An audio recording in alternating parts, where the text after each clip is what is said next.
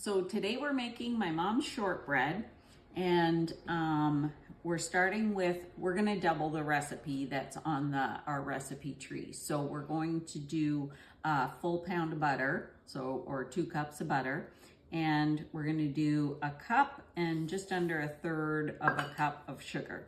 And this is butter at room temperature, and you just dump your sugar over. I have a silicone mat here on my island, and I'm just gonna start working in the butter and the sugar. And this is a process, so get ready to spend the next hour doing this, and you will have your workout for the day.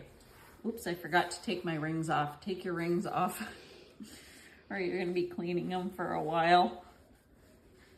The heat of your hands will melt the butter and work in the sugar. So even if it's not quite at room temperature, don't be overly concerned. I think my sister said Karen's even done it when it was frozen, but that would be Karen saying that. Glutton for punishment. Yeah, I like it at room temperature, but you can see it's quickly working in just by the temperature of my hands. Just be sure you're incorporating all the butter, but work it in really good before you start adding your flour. I had the butter for about 5 minutes, the butter and sugar I needed, and now I'm just gradually adding in the flour. So, you know, about a cup at a time or so. And don't forget, we've doubled the flour. Doubled the whole recipe. So that's 5 cups of flour. Yeah. So just however you would do your bread, do your shortbread. This is how I do it. I have no idea who taught me, but that's the technique I use.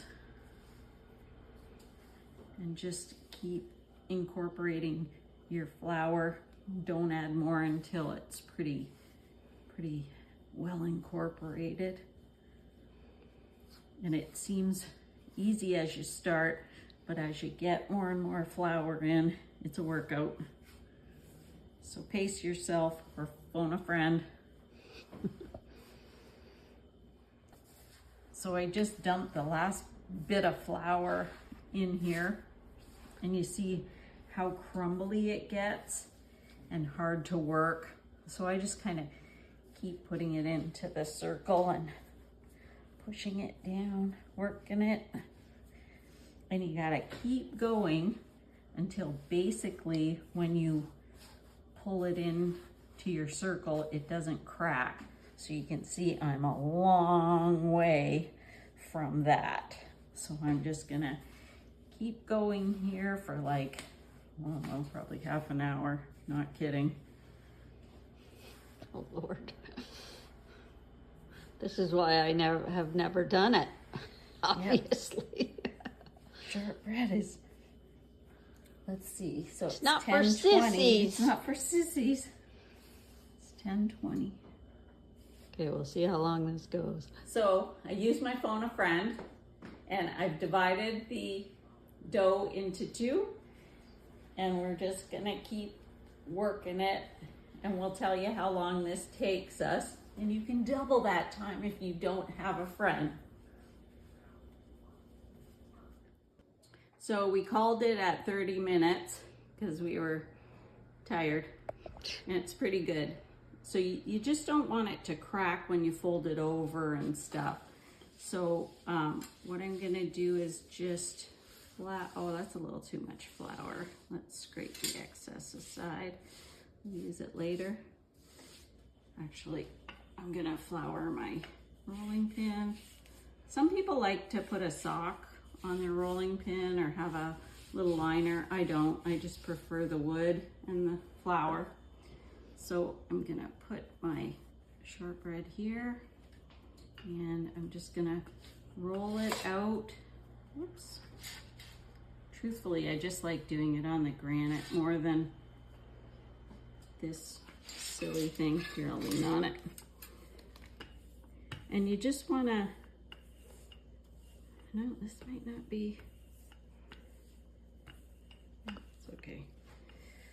So just kind of do it from the middle out, and try not to get any cracks, or like if you get like a little bit like I just got there, just flour your rolling pin again and get rid of any bits, because that will make a mess of your dough. So I'm just kind of going from the inside out. Don't push too hard on your edges so that they sink that way. You want it all to be the same thickness. And this, we're gonna cut cookies. The easier way is just to put it in a pan and poke it with a fork, but we've always traditionally had the cookies with the little sugar on top. For some reason, they taste better.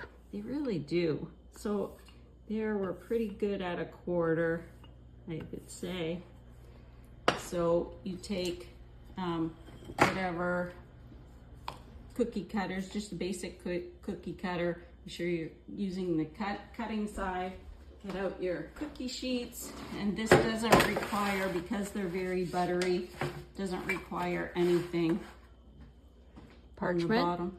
Nothing, nothing. So you're just gonna cut to the very edge, waste as little as possible. I'm gonna do a few of each different type.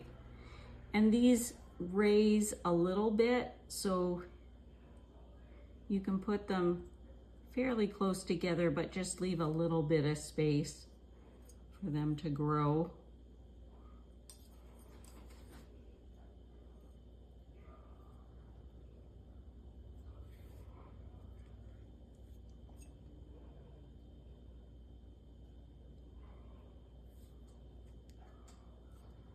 Do some Canadian maple leaves.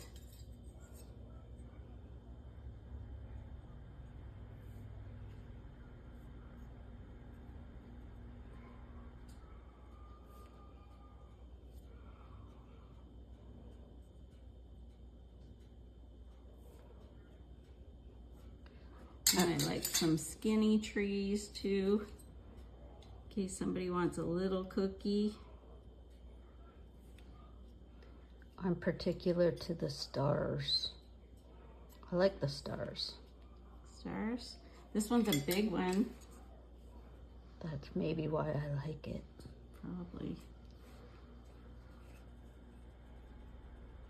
I don't like the stars because they waste a, they're hard to fit in.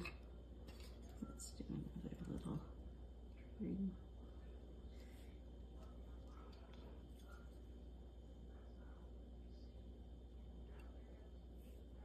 Okay, and then, oops, that one came off easy because of the flour.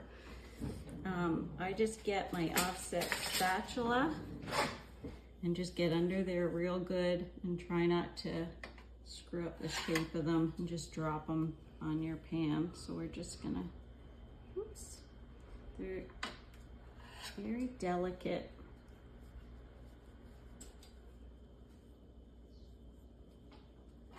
These are even a little touch on the thin side. They're pretty close to being perfect, but I like them just a hair thicker.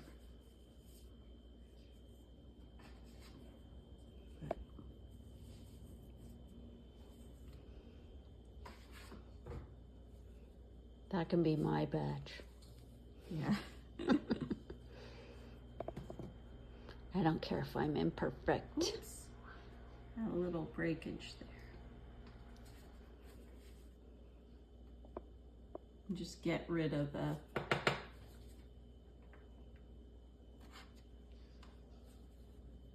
so with my sprinkles, I just put them in a little thing, little container, and just drop them on. I try not to I try to just drop and not, you know, go like this with my fingers because they turn to powder. So just kind of drop it.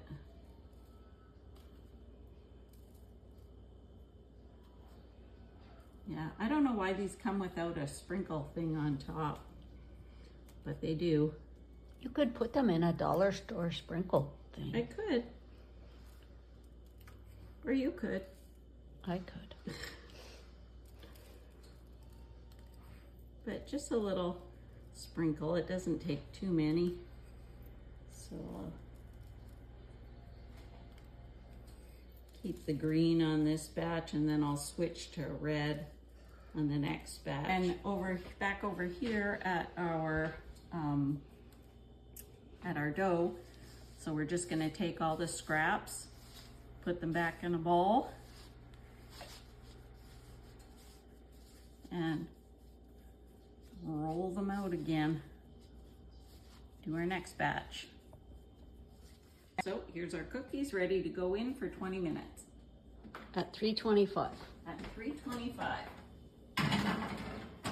If on your second batch, like as I was rolling it out, it was a little bit crackly, and if you just give it a gentle kind of I'm just barely holding it, and just go back and forth, it'll get rid of those little tiny fissures that you get in your dough, and then you're ready to cut them. So here's some of our finished product. You can see we tried to kind of decorate Santa, but when you use those other sprinkles that aren't really sprinkles, they're like candies, they melt. So not as good. Just stick with the green and red sprinkles, maybe silver sprinkles if you can find them. They'll be good. Here they are. They're crystally. So here, do a close up, Jane. You can see they're crystally sugar. Those are the ones you want. There's probably a name for them, but I don't know them. What's the name on the jar? Nothing. Oh, dollar store? No, Amazon. Amazon.